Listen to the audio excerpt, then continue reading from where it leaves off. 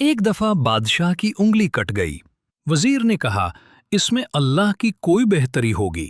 بادشاہ کو بہت غصہ آیا کہ میری انگلی کٹ گئی ہے اور تم کہہ رہے ہو کہ اس میں بھی اللہ کی کوئی بہتری ہوگی۔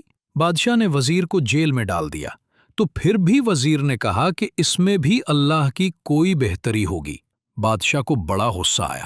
ایک روز بادشاہ شکار کے لیے اپنے علاقے سے دور نکل گیا اور جنگل میں ایسی علاقے میں چلا گیا جہاں پر ایسے لوگ رہتے تھے کہ وہ لوگ سال میں ایک آدمی کی قربانی دیتے تھے۔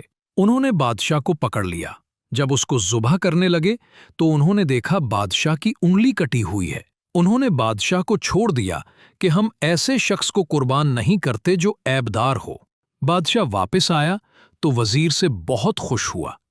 اس کو بلایا اور کہا، واقعی اللہ کے ہر کام اللہ کی کوئی بہتری ہوتی ہے۔ میری انگلی کٹی تھی، میری جان بچ گئی۔ جب میں نے تمہیں جیل میں ڈالا اس وقت بھی تم نے یہی کہا۔ تمہارے جیل جانے میں کیا بہتری تھی؟